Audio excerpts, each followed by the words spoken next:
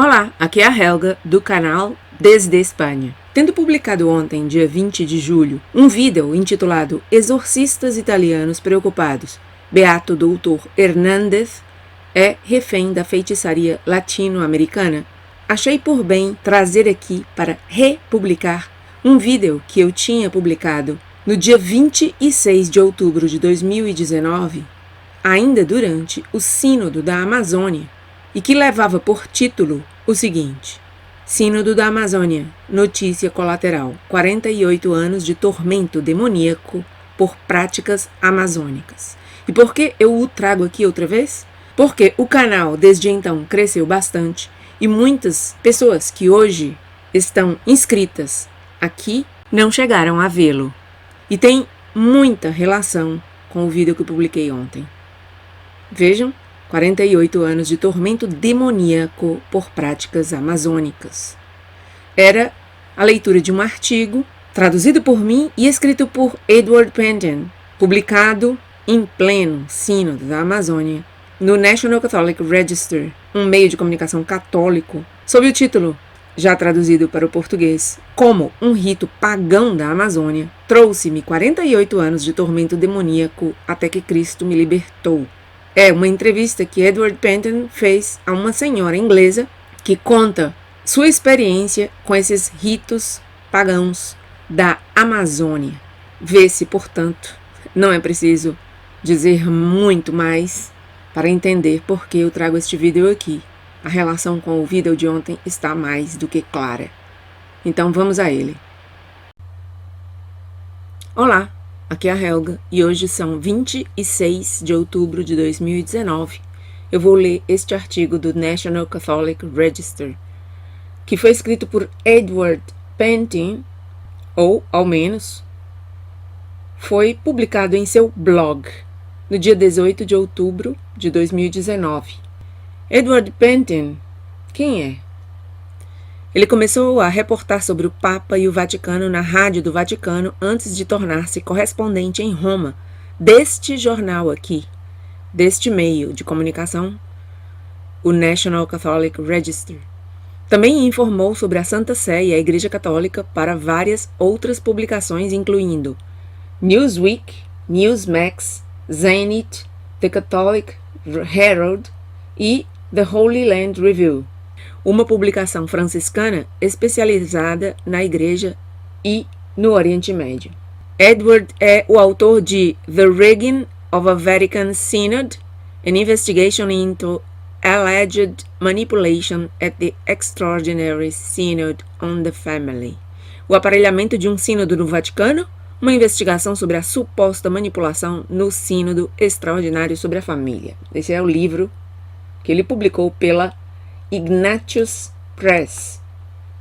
E aqui convida todos a segui-lo pelo Twitter, @EdwardPentin no Twitter. Então, vamos ver qual é o título do artigo. Como um rito pagão da Amazônia trouxe-me 48 anos de tormento demoníaco até que Cristo me libertou. Uma ex-vítima de uma cerimônia religiosa sincrética no Brasil adverte: a Igreja deve ser muito clara sobre as influências ocultas que formam a base de muitas dessas práticas nativas. Trata-se de uma entrevista que Edward Pentin faz a esta mulher, uma britânica. Então vejamos aqui a introdução que faz Edward Pentin a essa entrevista. Em 1968, Jane Porter, católica britânica, vivia como estudante de graduação no Brasil, mas após contrair uma doença, ela foi vítima de uma falsa cura realizada por uma religião pagã indígena em um ambiente católico. Os efeitos, ela diz, levaram a um sofrimento muito maior que durou décadas. Nessa entrevista ao Register, Porter relata sua experiência traumática e expressa sua preocupação com o fato de o documento de trabalho do Sínodo da Amazônia e, portanto, o próprio Sínodo, arriscar introduzir na vida católica uma prática semelhante à que ela experimentou no Brasil. O Sínodo deveria estar tentando evangelizar esses povos no poder salvador de Cristo, diz Porter, em vez de, como afirma o documento de trabalho, ver os aborígenes como tendo já recebido a revelação divina e cuja espiritualidade deveria ser uma fonte de riquezas para a experiência cristã, que deveria ser transformada em catecismo. Então começa a entrevista com a seguinte pergunta: que experiências você teve no Brasil que lhe preocuparam com o próximo sínodo? No verão de 1968, eu fui para o Brasil como estudante britânica oficial da Universidade de Essex para realizar uma tese de graduação em estudos latino-americanos comparados com o português do Brasil. Como católica romana, praticamente em uma das primeiras universidades seculares americanas da Grã-Bretanha, achei superficial o ensino dos aspectos religiosos sobre a história e a política da América Latina. Portanto, eu tinha pouco entendimento da verdadeira natureza da cultura desde uma perspectiva teológica, como ela evoluiu a partir da colonização pelo Ocidente nos séculos XVI e XVII. Minha fé era tradicional, dada pelos meus pais desde meu nascimento.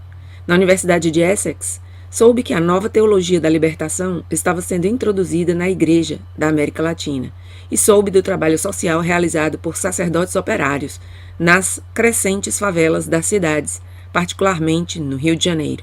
E no Brasil, decidi investigar esse assunto como base da minha tese de graduação final. O que aconteceu depois? Viajei para o Brasil, pela América, saindo da Flórida, em um avião latino-americano para Lima, no Peru, de onde planejava viajar pela Amazônia para juntar-me ao meu grupo universitário no Rio de Janeiro. Infelizmente, adquiri um enterovírus da água no avião e fui hospitalizada em Lima. Estive sob tratamento por gotejamentos medicamentos fortes por várias semanas, com uma doença cutânea aguda, conhecida como grande urticária, que causa inflamação da pele, supuração com veneno e craque. O mais angustiante efeito sendo a desfiguração do rosto e da cabeça até que a crosta tenha caído. Uma vez que já estava bem o suficiente para viajar, voei diretamente para o Rio de Janeiro, onde a embaixada britânica providenciou para eu ficar em Ipanema com duas jovens irmãs que eram professoras. Elas eram católicas, educadas localmente, muito acolhedoras e gentis. Soube depois que faziam parte da classe média recém-formada, originária dos povos indígenas pobres, caboclos, das favelas, onde suas famílias ainda residiam. Por algumas semanas continuei com a minha tese, visitando a Universidade Católica do Rio, as favelas da cidade e, mais tarde, o arcebispado de Brasília, voando para lá com os militares, pois a cidade estava apenas começando a ser construída. Algum tempo depois, tive um ataque grave da grande urticária, durante o qual fiquei no meu quarto com remédios fortes, no escuro e sem calor. As irmãs que cuidavam de mim eram gentis e simpáticas, mas minha condição piorou. Meu rosto ficou desfigurado e incrustado com a reação alérgica. Que ação você tomou? Que você fez? Uma tarde, sozinha no apartamento, abri a porta para uma pequena senhora idosa e sorridente, que acreditava estar relacionada às irmãs, a mãe delas. Algumas horas depois, ouvi um som de gritos na sala, ao lado, e inicialmente acreditei que fosse uma briga de família. Quando continuou pela noite, abri a porta e encontrei a irmã mais nova do lado de fora. Ela me disse para não ter medo, mas a família estava reunida para a cura. Depois ocorreu a minha cura. Ela me incentivou a entrar na sala, cheia de vários membros da família. Notei na prateleira uma vela acesa, um copo de água, símbolo de saúde, e 2 santos católicos de gesso, Cosme e Damião, cada um coberto em um saco plástico, para segurar os espíritos dentro, me disseram. Havia uma pessoa no centro, vestindo roupas largas, arrancando os cabelos, gritando, cantando. Era uma mulher, mas ela parecia muito grande, viril e poderosa. Fui empurrada em direção a ela, e ela colocou as mãos sobre meu rosto e corpo com uma oração cantada. Ela então caiu no chão. Todo mundo saiu silenciosamente da sala, e eu vi um jovem da família gentilmente pegar a mulher, escovar os cabelos e esfregar o rosto. Reconheci então a mãe das meninas, que eu deixara entrar mais cedo. Ela foi para o jantar. Como ela só falava seu próprio dialeto indígena, caboclo, eu não consegui conversar com ela, mas sorrimos uma para a outra. No meio da refeição, a irmã mais nova me encarou com muita força. Eu pensei que alguma supuração pior tivesse acontecido com a crosta do meu rosto. Então me desculpei e fui ao banheiro. Para minha surpresa, a desfiguração e a crosta do meu rosto desapareceram completamente. E minha pele ficou lisa e normal. Percebi que havia recebido uma cura. A mãe foi embora e minha estadia no Rio prosseguiu com outras viagens pelo Brasil, até que eu peguei o último barco para a Grã-Bretanha para o início do trimestre da Universidade Michaelmas. Quando a doença voltou? Nunca terminei minha tese, nem o meu bacharelado, pois fiquei gravemente doente 6 meses depois de voltar para casa. Permaneci em tratamento com esteroides fortes e urticária, sob a direção do Hospital St. George, em Londres, enquanto morava na casa dos meus pais, até ter força suficiente para fazer um curso de secretariado multilingüe e começar uma vida tranquila, trabalhando em Cambridge, Bruxelas e Norwich. Aos 30 anos, fiz uma segunda faculdade em Londres, estagiando como conservadora arqueológica, e trabalhei como conservadora de esculturas de museus na Escócia até me aposentar cedo, com a doença autoimune em 1997. Em retrospectiva, acredito que a doença física ao longo da minha vida foi exacerbada pela falsa cura no Brasil, que soube mais tarde era conhecida como Umbanda, o aspecto de cura branca da religião oculta conhecida como Macumba. Isso eu experimentei no Brasil quando fui com os amigos certa noite para participar de um evento na escola de samba. Até muito tarde, não percebi que o belo e rítmico espetáculo da dança do samba tornar-se-ia um ritual religioso de ódio e vingança, macumba, pelo qual a prática de matar galinhas e extrair seu sangue é realizada com a intenção de criar espíritos naturais que entrariam em alguém para ferir ou matar uma pessoa específica, geralmente antes que a noite terminasse. As famosas poesias e canções que acompanham o samba podem ser muito obscuras, incentivando o desvio da luz para entrar na escuridão e no suicídio. Ao contrário da nossa cultura, aprendi no Brasil que a vida era barata, e naquela época, no Rio, lembro-me de ver cadáveres embrulhados em papel ao lado da estrada, as autoridades e os transeuntes aparentemente despreocupados. O que mais, além da doença física, você sentiu? As sequelas espirituais da cura falsa, no entanto, foram um sofrimento muito maior. Por 10 anos, experimentei ataques e constantes visitas do mal. O mais notável foi no meu estúdio, perto da Avenue Louise, em Bruxelas. Lá fui acordada uma noite pelo som das minhas janelas batendo no corredor, cozinha e banheiro. Eu pensei que era um ladrão, mas ninguém estava lá, exceto por uma presença hostil. Eu acreditava que era um espírito infeliz que tinha vivido anteriormente no apartamento. Então me levantei e orei pelo espírito por cerca de 2 horas com meu rosário. Isso ocorreu todas as noites durante uma semana, até que no último dia o estrondo foi mais alto que o normal. Percebi que não podia me mexer, falar ou abrir os olhos, mas senti uma presença avassaladora do mal ao redor e acima da minha cama. Eu senti que estava sendo estrangulada. Em minha mente, ouvi as palavras: "Sou mais forte que você e você não pode fazer nada." Fiquei aterrorizada e, naquele momento, contemplei o sinal da cruz na minha mente. Imaginei que tinha visto a figura de uma mulher em pé, ao pé da minha cama, que eu pensava ser minha mãe, e a presença maligna desapareceu. Agora acredito que a mulher pode ter sido nossa Mãe Santíssima, Maria. Como a doença se manifestou nos últimos anos? Voltei para a Inglaterra pouco depois, trabalhando como assistente pessoal do diretor do Serviço de Museus de Norfolk, na Noruega. Embora a presença do mal fosse menos hostil, visitas ocasionais continuavam me acordando à noite pelos próximos 5 anos. A presença estava contida em um lugar específico da sala, e eu podia identificar onde estava.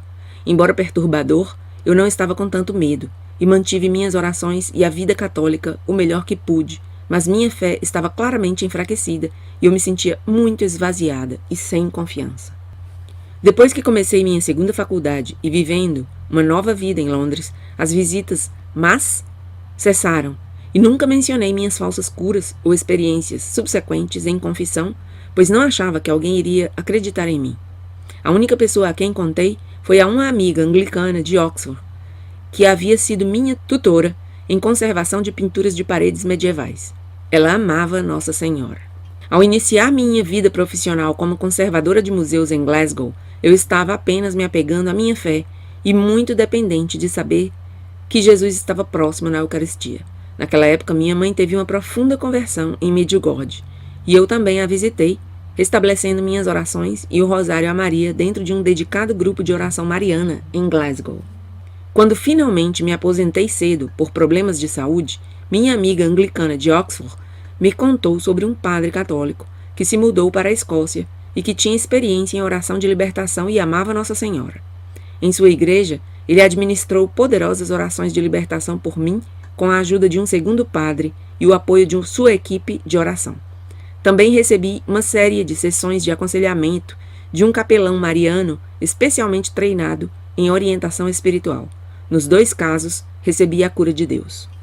Após a cirurgia para câncer de mama em 2010, escolhi sair de Glasgow e ficar perto da minha família em East Anglia, retornando a Walsingham, onde havia passado férias na fazenda da família. O santuário de Nossa Senhora de Walsingham permitiu-me viver sob seu manto e dar mais tempo para orar. Foi, no entanto, um tempo de provação e aprendizado. Inesperadamente, em 2016, fui diretamente guiada por Nossa Santíssima Mãe à França para o 300º aniversário de Saint Louis Maria Grignon de Montfort, onde conheci um bispo que tinha completado seus estudos no seminário no Brasil no final dos anos 80. Para minha surpresa, ele entendia profundamente as práticas sincréticas religiosas no Brasil, que misturavam a fé católica com as religiões pagãs indígenas de culturas dos índios nativos e dos afrodescendentes. Ele também entendia os efeitos físicos e a amarração espiritual da minha falsa cura pelo médium da Umbanda. Sob o selo da confissão, na igreja de Nossa Senhora, ele deu-me a absolvição e uma bênção. A partir daquele momento, eu soube que havia sido completamente purificada e liberada de toda a ligação ou amarração do mal. Eu senti que era um momento semelhante à cura da mulher que tocou a barra da roupa de Cristo. Ela sentiu em si mesma que estava curada de sua queixa. Filha, tua fé te salvou. Vai em paz e sê curada deste teu mal. Marcos 5, 25-35. Levou-me até a Semana Santa e a Páscoa seguintes para perceber todas as implicações da liberdade espiritual que recebi e crescer como o Senhor queria. Após 48 anos de luta, escuridão e doença, uma completa renovação e liberação do meu espírito. O bispo garantiu-me que agora eu estava livre desse sofrimento que seria usado para o propósito de Deus, pelo qual eu estava muito agradecida. No advento do Sínodo Pan-Americano, escrevi esse testemunho público em gratidão a Deus e a Nossa Mãe Santíssima por toda a minha cura, em advertência àqueles que possam considerar introduzir essa prática sincrética em suas vidas, o que corre o risco de abrir seus corpos para doenças e suas almas para o mal ao longo da vida, amarração e morte espiritual. Que aspectos do próximo sínodo deixam-lhe preocupada de que as experiências que você teve pudessem entrar na igreja? O Instrumentum Laboris indica claramente sua vontade de introduzir na prática da fé católica aspectos da cultura cosmológica das tribos amazônicas, que é pagã e aberta ao oculto. Palavras ipsis literis do Instrumento Laboris, que é o instrumento de trabalho, e ela cita, abrindo aspas, harmonizar as relações entre natureza, homens, ser supremo e várias forças espirituais. 12:13. As crenças e direitos dos curandeiros idosos, 88-89. Em diálogo com os espíritos, 75. A respeito da divindade de muitos nomes, 87. Viver em harmonia com a Mãe Terra, 85. Descreve características da religião sincretizada da prática de cura oculta da Umbanda, da qual recebi uma falsa cura milagrosa, deixando-me presa a doenças físicas, ataques malignos e trevas espirituais por 48 anos. Essa é a origem das práticas pagãs da nova era, desenvolvidas no Ocidente, incluindo o Reino Unido, para as quais a música samba, as poesias cantadas, os tambores e a dança rítmica atraem e elevam os espíritos com Gaia Mãe Terra como símbolo principal. O Ser Supremo mencionado no documento sugeriria para mim o Criador do oculto, o inimigo de Deus, juntamente com sua legião de vários espíritos. Minha experiência alertaria qualquer pessoa a evitar envolver-se nisso. A insistência do documento em adaptar os ministérios católicos aos costumes ancestrais dos povos aborígenes permitiria livremente que os curandeiros idosos nativos, 88, incluindo mulheres, realizem rituais xamânicos e cerimônias indígenas que integram seus próprios ritos símbolos e estilos de celebração em rituais litúrgicos e sacramentais da Igreja sem nenhum controle estrutural, ou seja, sem censura, dogmatismo ou disciplinas rituais. Isso faz correr o risco de introduzir na liturgia católica uma prática semelhante à que vivi no Rio de Janeiro, uma mulher em um papel ministerial sacerdotal possuída por um espírito de cura que tinha um poder sobrenatural suficiente para reverter anormalmente uma desfiguração facial física extrema em 2 horas, uma condição que medicamente leva semanas para curar, tomando-se medicamentos fortes. Eu ficaria preocupada que, se a Igreja Católica não mantivesse o controle de sua liturgia e protegesse sua tradição sagrada, uma poderosa influência do Ser Supremo da Morte e das Trevas arriscaria sobrecarregar a Igreja e os corações e almas dos homens. Na pior das hipóteses, encorajando o sacrilégio e a profanação da Eucaristia, bem como o sacrifício pagão e a inspiração para matar de um espírito de ódio e vingança contido no ritual do samba, a macumba. Esse ser é enganoso e, pela minha experiência, a pessoa só sabe que está amarrada quando é tarde demais. Embora muitos padres amáveis tenham ouvido minha história, só uns poucos entenderam completamente a natureza e os perigos de minha experiência com o mal e seus efeitos na prática oculta. A esse respeito, estou preocupada que possa haver clérigos e sacerdotes no sínodo inconscientes dos perigos que essas propostas podem representar para a fé e a Igreja. Portanto, eles podem concordar com suas sugestões por uma benevolência amorosa e inclusão em relação aos povos indígenas, acomodando suas práticas dentro da Igreja, mas que são uma antítese da verdade, nem evangelizando-as, nem enriquecendo a fé vivificante da Igreja. Então, o entrevistador volta a intervir, perguntando o seguinte: a enculturação visa a levar o que é bom de uma cultura a enriquecer a Igreja. Você acha que algumas das práticas e tradições das culturas indígenas da Amazônia, que até agora eram pagãs e prejudiciais, poderiam ser cristianizadas e tornar-se uma força para o bem? Meu único conhecimento e minha única experiência das culturas indígenas amazônicas vem da minha única experiência com a Umbanda e a Macumba no Rio de Janeiro, conforme descrito acima. Estou, portanto, muito consciente do mal ativo que emana dessas práticas, que em alguns casos formam sua origem. Apesar disso, minha experiência com os brasileiros que conheci pessoalmente de raça indígena e mista foi calorosa, acolhedora, com fortes laços familiares, sempre disposta a ajudar e levar a cura a alguém doente ou com problemas. Seus esforços para trazer-me cura, através de sua prática religiosa da Umbanda, que sincretizava elementos místicos cristãos com sua própria prática indígena, foram por boa vontade, não por mal. E ficou claro que eles acreditavam firmemente no poder curativo dos espíritos, pois sua oração por mim, com o médium caboclo, era forte o suficiente para produzir uma cura milagrosa, não natural, que eles esperaram e testemunharam. Eles eram claramente capazes de ter forte fé nos deuses, espíritos a quem oravam. Eu acredito que essas pessoas bem-intencionadas ignoravam os efeitos negativos a longo prazo que eu sofreria como resultado, entendendo apenas que fui instantaneamente curada por suas orações e esforços. Na minha opinião, essas pessoas seriam leais a qualquer fé em que acreditassem, pois são dedicadas e sérias em sua oração e tradição. Suas crenças são profundas, baseadas em gerações de tradição, incluindo reverência e adoração ancestrais. Eu acho que eles acham difícil adaptar-se ou desistir delas facilmente, particularmente daqueles aspectos já sincretizados com a fé católica e que Maria, Mãe de Deus, é adorada em sua cultura como uma deusa, ou seja, Ifagenu, a deusa do mar, e os santos católicos convocados, possivelmente incorporando-os a outros espíritos que não são de Deus. O termo inculturação, no documento de trabalho, parece sugerir a incorporação das práticas dos povos indígenas na Igreja Católica, em vez de trazê-las para um novo entendimento da salvação através da fé católica. Isso é enganoso e perigoso. Antes, seus corações precisariam primeiro ser evangelizados e incentivados, dentro de sua maneira de pensar, a trocar suas práticas pela prática da Igreja, com base no único poder curador de Jesus Cristo, sua Eucaristia, seu Evangelho e sua oração. O Sínodo Amazônico é uma grande oportunidade para a missão de evangelizar esses povos no poder salvador de Cristo. Pergunto, no entanto, se os escritores desse documento estão confundindo o termo inculturação com sincretização, o que seria prejudicial para a Igreja e falharia em evangelizar esses povos na pura verdade da fé cristã.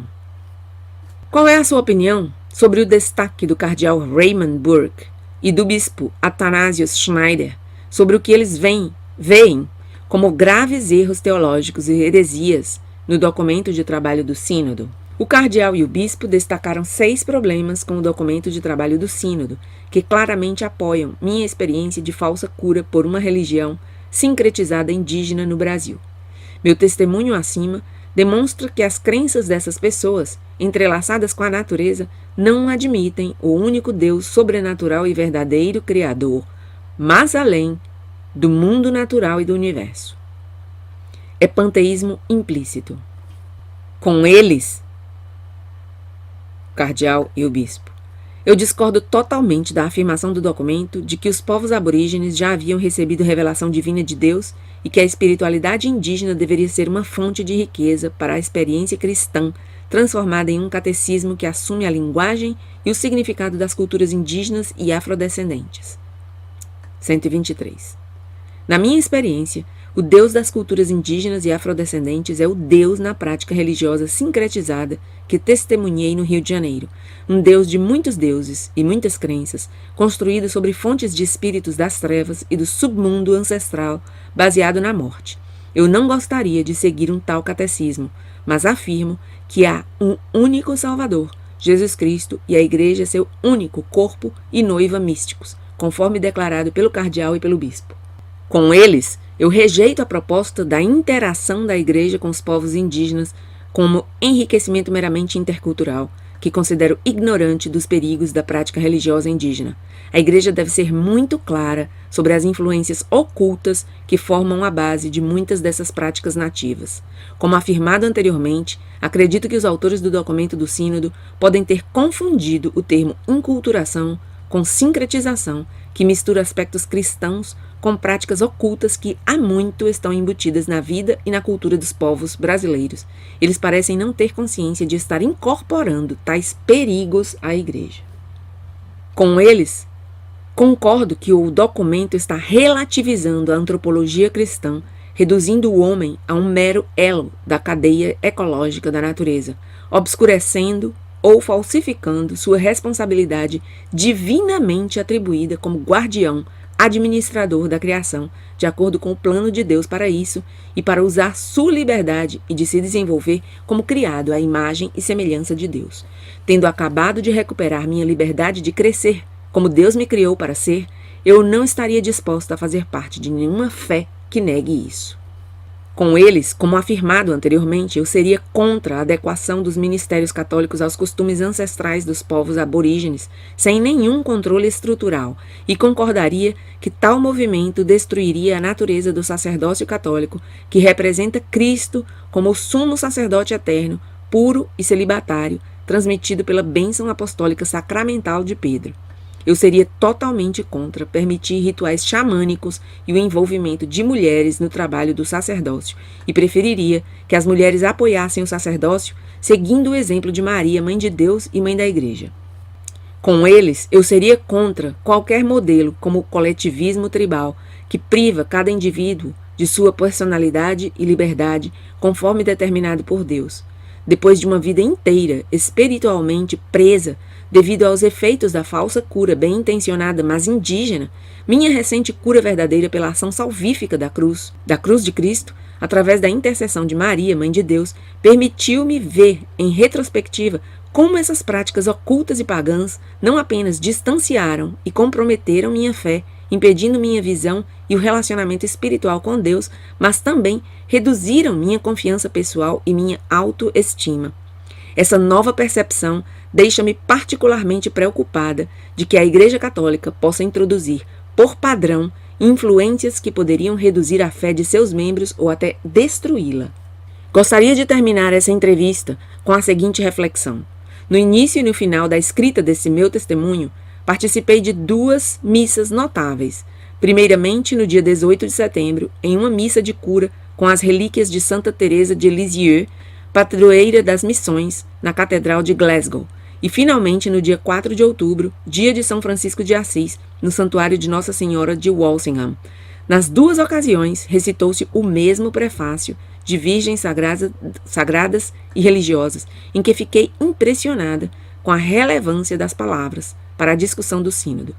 Dizem assim: porque nos santos que se consagraram a Cristo, pelo bem do reino dos céus, é correto celebrar as maravilhas da tua providência, pela qual chamas a natureza humana de volta à sua santidade original, ênfase do autor, e leva-a a experimentar nesta terra os presentes que prometes no novo mundo que está por vir. E assim termina essa entrevista que fez Edward Pentin, do National Catholic Register, a esta senhora que durante 48 anos esteve atormentada por forças demoníacas devido exatamente a essas práticas sincréticas que agora os padres sinodais, juntamente com esse que se diz Papa Bergoglio, estão introduzindo na igreja. Nada mais por agora. Obrigada por estar aí e até meu próximo vídeo. Se você quer ver mais vídeos como este, siga-me no canal Desde Espanha, no Twitter, @DesdeHelga, e no Telegram. Também tenho outro canal chamado Limes Germânicos e também, para ele, um canal no Telegram. Deixarei todos os links na descrição deste vídeo. Obrigada.